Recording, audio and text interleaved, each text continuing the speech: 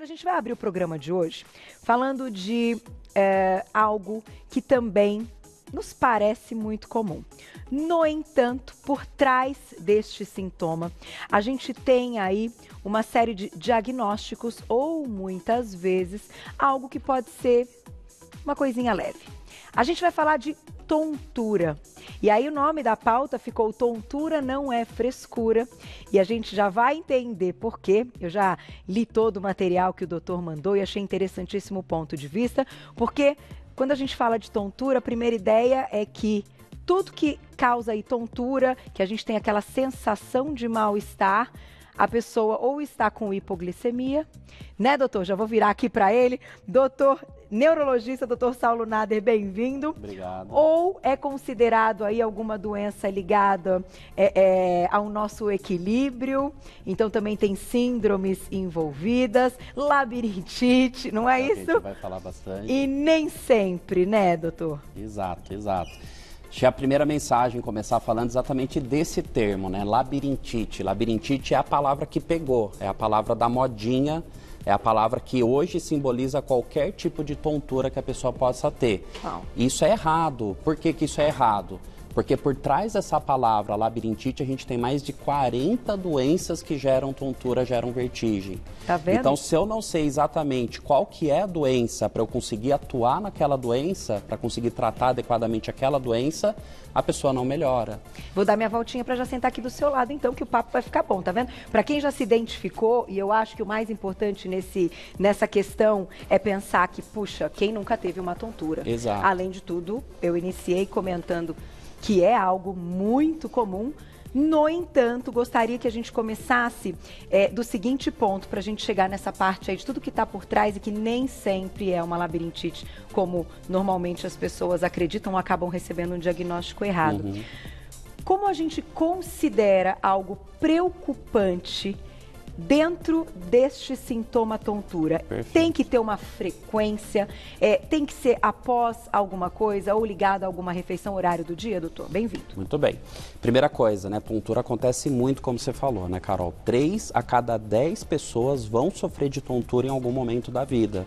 Então, a gente está falando de uma doença que acontece muito mais que um AVC, que um infarto, até mesmo muito mais que algumas doenças psiquiátricas. Então, é uma doença que acontece muito, mas é pouco conversada. Sem dúvida. Né? Então, esse espaço que a gente está tendo aqui, esse diálogo, levar para o pessoal essa informação, essa palavra de ciência, a gente vê pouco sobre tontura. E aí, bom, né? Qual idade que pode acontecer tontura? Qualquer idade, tanto jovens, quanto adultos, quanto idosos, mais comum no idoso com o envelhecimento, mas qualquer pessoa tem o risco de acontecer. Então eu brinco, né? Basta estar vivo que você tem a chance de ter um quadro de tontura em algum momento da vida. Eu brinco, né, e friso muito que o quê? Tontura é um alerta. É o seu corpo te falando que alguma coisa não está legal. Tá. Então, quando eu devo buscar ajuda médica se eu tiver tontura? Sempre. Poxa, sempre. Se a tontura ela é um sinal mostrando que alguma coisa não está bem no seu organismo, ou no seu labirinto, ou no seu cérebro, ou no seu metabolismo, qualquer quadro de tontura que você tiver merece uma atenção médica para saber se não é algo mais grave. Lógico, né? Existem algumas tonturinhas do dia a dia, por exemplo, tipo, aquela rápido, clássica. né? Calor. Levantei rápido, aquela sensação de quase desmaio, vista apaga, parece um túnel fechando, como se eu fosse desmaiar, mas um desmaio. Poxa, acontece de vez em nunca. É levinha, não me atrapalha, nunca desmaiei, nunca aconteceu nada grave? Tranquilo. Está acontecendo muito, toda vez que eu levanto ou está sendo muito forte, busca atenção médica. Então, assim... A frequência é algo que vai comandar também. Exato, né? Se é de vez em nunca, não te incomoda, não atrapalha a sua qualidade de vida, legal. Agora, está acontecendo muitas vezes ou forte, né? Uma coisa que te incapacita quando acontece. A gente vai conversar de crise de vertigem aqui. Existem crises terríveis, que a pessoa não consegue andar, que ela fica acamada por dias, às vezes afinco, dependendo do que está acontecendo. Né, doutora? Assim, até que a luz incomoda. Mas, até pensando nessa questão dos diagnósticos, eu li o texto que você mandou, achei muito interessante essa sua análise, eu acho até que você pode comentar com o público.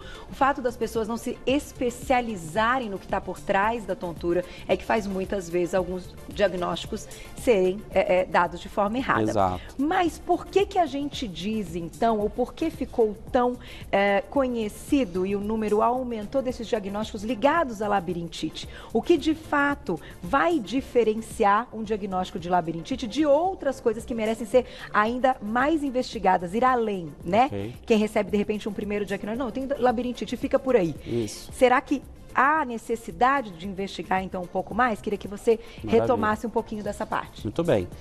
Existe uma deficiência no ensino de tontura entre os profissionais de saúde. Aí a gente sempre pensa, Brasil, né, não é legal, não vai...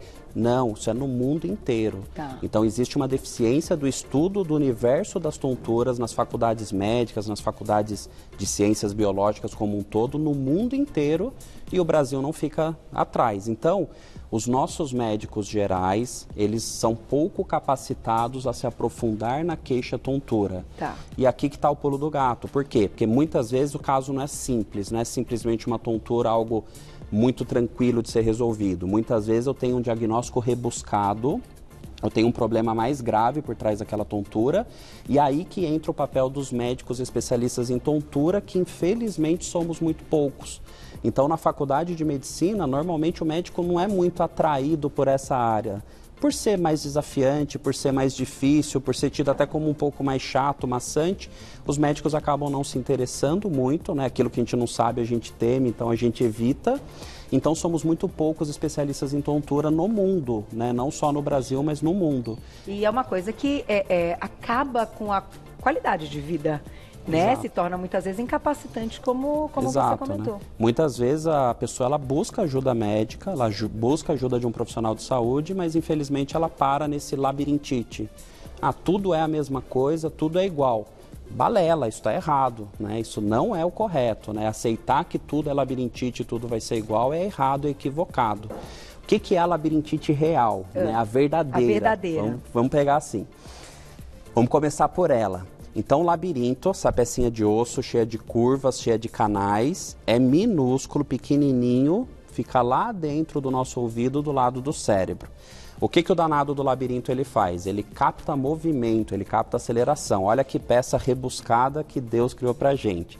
Qualquer movimento que eu faço com a minha cabeça ou com o meu corpo, então estou dentro de um elevador subindo ou descendo, estou virando, estou olhando para cima ou para baixo, estou andando ou parado, qualquer aceleração ou movimento, o labirinto capta e manda lá para o meu cérebro. Tá. Então, às vezes a gente fala, né, labirintite para cá, labirintite para lá, labirinto lá, mas o que é o labirinto? O labirinto, ele capta o seu movimento. Graças a ele que você sabe para onde você está se movimentando. Tá. Legal. Imagina que eu tenho uma meningite muito grave ou uma infecção de ouvido muito grave, um vírus ou bactéria. Uhum. Essa infecção ela se torna tão grave que o vírus ou a bactéria chega aqui no meu labirinto. Isso é a labirintite, a real, é um quadro infeccioso. Tá. Normalmente eu tenho junto com ele quadro de meningite, dor de cabeça, confusão mental, sonolência excessiva, dor no ouvido muitas vezes. E aí junto vem o quadro da vertigem, febre, Tá. corpo ruim. Quando que isso vai acontecer? Quase nunca. Então, o primeiro ponto, né? Então não dá para a pessoa dizer, eu tenho labirintite se ela não está nem com a bactéria nem com o vírus. Exato, isso Entendi. é super raro de acontecer. Então, a palavra que a gente escolheu para justificar todas as tonturas, na verdade, é um diagnóstico extremamente raro, super incomum. Contrassenso, né? A gente pegou uma das doenças mais raras e usou ela para generalizar um grupo gigante de doenças. Mas dá para a pessoa ter qualquer coisa no labirinto que não seja Isso. acometido por bactéria ou vírus? Então, a labirintite, que é a real, a infecciosa, é uma das 7 doenças que podem acontecer aqui. Tá. Então, nessa pecinha aqui que vocês estão vendo em casa, aqui podem acontecer 7 doenças diferentes. Quer ver qual que é a mais comum? Isso pouca gente sabe. Dentro do meu labirinto, existem cristalzinhos, olha só.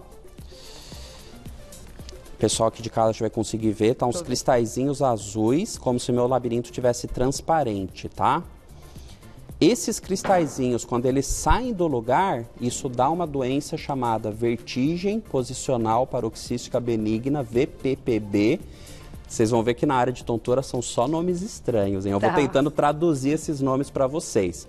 Moral da história, o cristalzinho ele escapa lá dentro do labirinto, e isso faz com que a pessoa tenha vertigem quando ela olha para cima ou quando ela vira na cama, por exemplo. Então são pessoas que um belo dia, de repente, fui pegar uma coisa no armário, girou tudo, tive enjoo, mal-estar, aquela sensação das coisas todas rodando. Ah, estava tranquilo, deitei na minha cama, quando encostei a cama no travesseiro, girou o teto. Estava deitado na madrugada, virei de lado, né, dormindo, girou o teto, girou o quarto. Então essa doença chama VPPB. É a vertigem que mais acontece, mas qual que é a mágica dessa doença?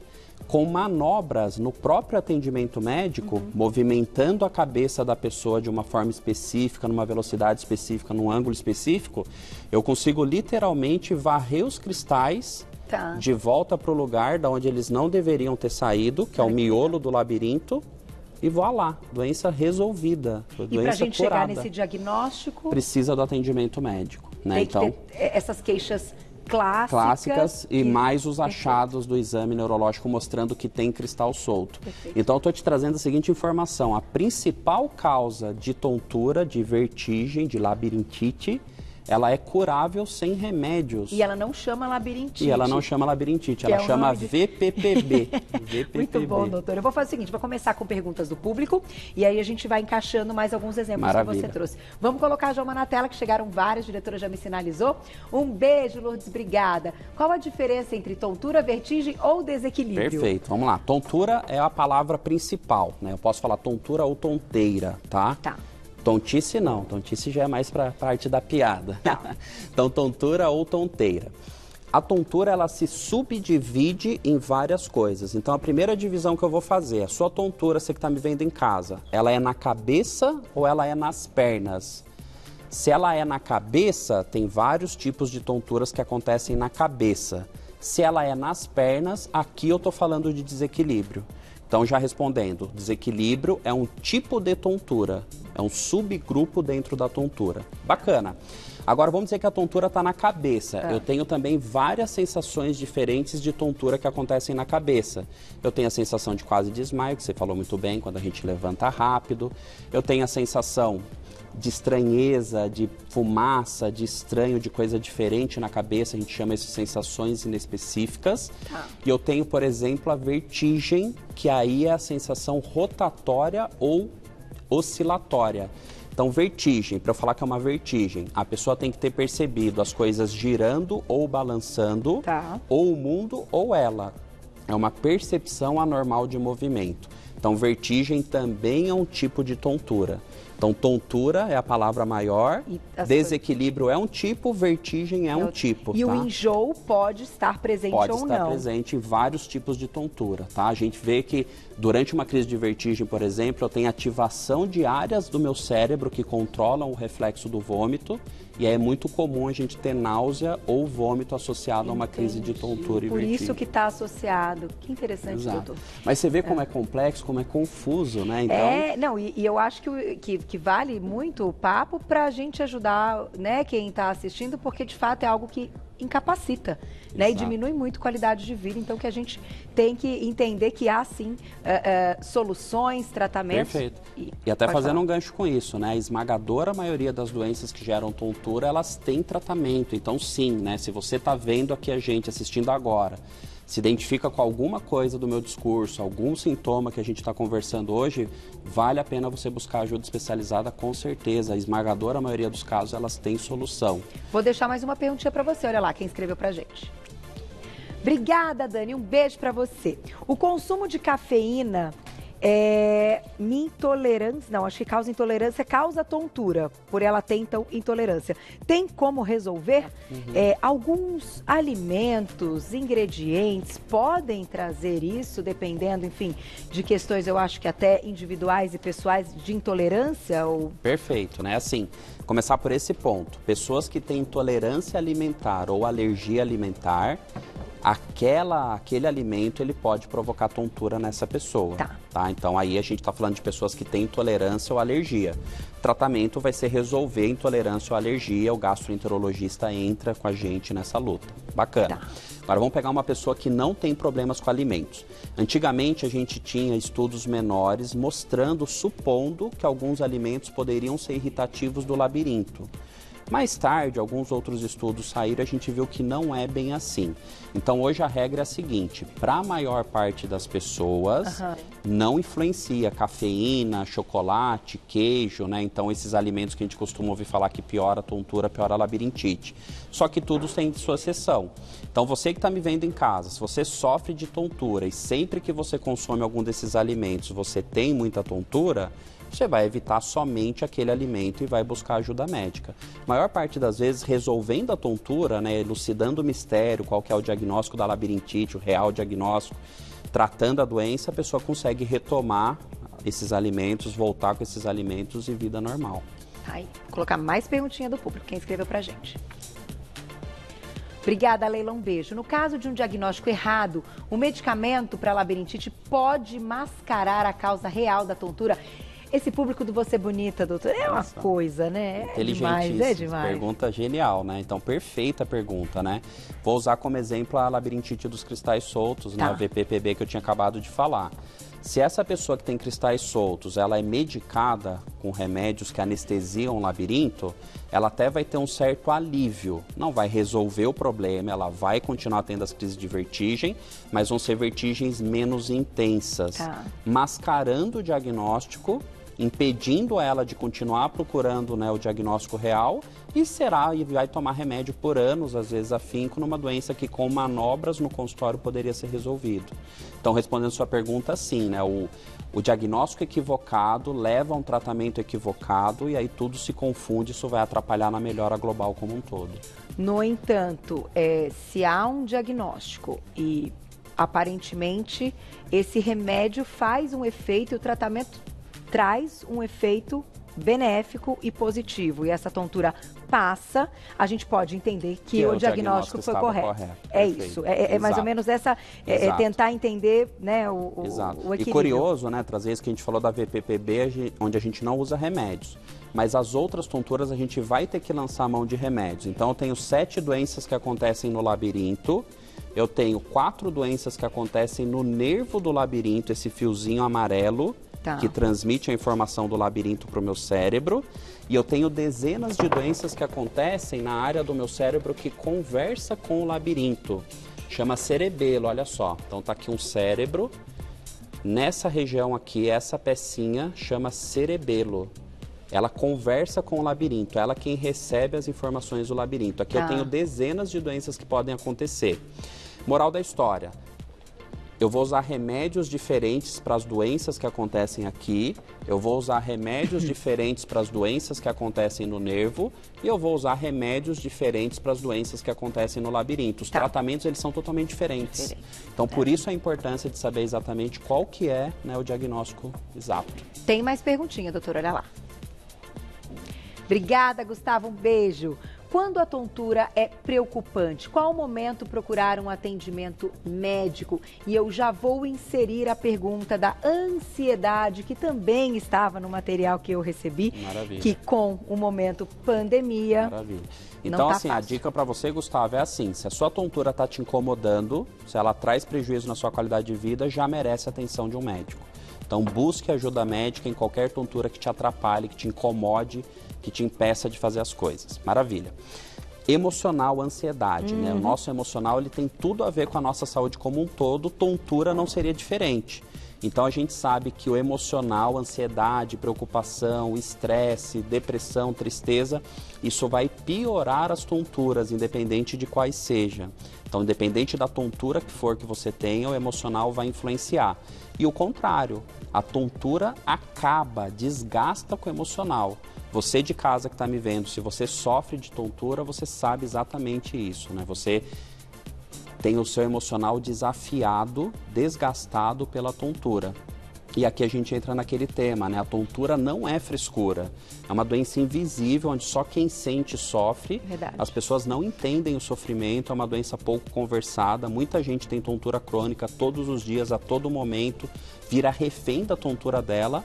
A tontura passa a ser uma ditadora, ela quem dita as regras da vida, o que pode, o que não pode, o que deve, o que não deve fazer. A pessoa refém dela, enclausurada dentro da tontura, perde totalmente qualidade de vida. Verdade. E às vezes ainda tem que escutar, né? Às vezes um comentário, um amigo, um parente, fala, isso não é nada, isso é só uma labirintite, labirintite não é grave assim.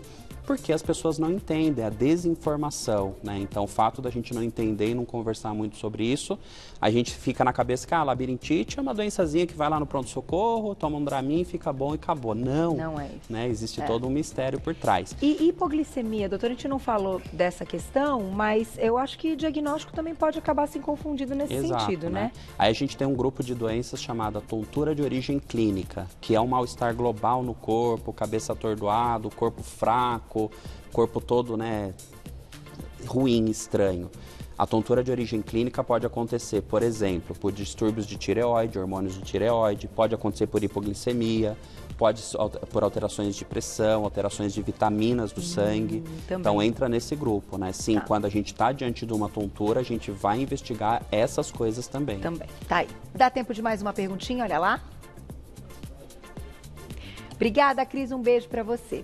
Tontura pode ser sinal de pressão alta? Às vezes sinto quando estou deitada. Perfeito, né? Tanto pressão alta quanto pressão baixa vai dar tontura. A pressão baixa. A pressão baixa vai dar aquela sensação de quase desmaio. Vista apagando, um túnel escurecendo, como se fosse desmaiar, mas não desmaia. Nome médico, vai aí mais um nome esdrúxulo para a lista, lipotímia ou lipotimia. É a sensação de quase desmaio.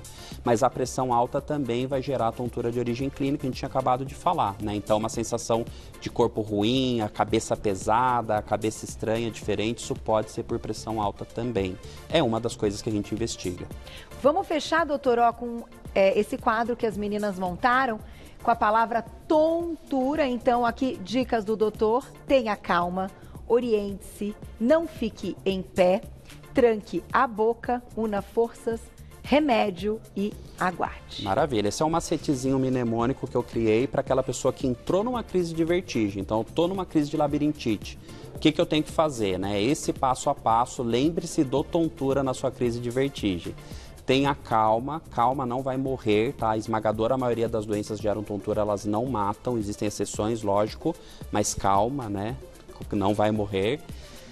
Oriente-se como assim? Você vai estar com a sensação de tudo girando, você vai no ambiente ver onde que você está para se orientar pelo risco de queda. E aí o próximo N é não fique em pé, você vai sentar ou deitar. Muita gente pergunta, doutor, é melhor sentado ou deitado? O que for melhor para você. Tá. Tem gente que vai ficar mais confortável numa crise de labirintite deitado, tem gente que vai ficar mais confortável sentado. Você vê que eu falo que labirintite não existe, mas eu uso a palavra porque é a palavra que todo mundo entende, né? Perfeito. Maravilha. Depois a gente tem o tranque a boca, então não coma, não beba nada, porque, como a gente falou, pode dar enjoo, pode dar vômito, possa acabar piorando as coisas.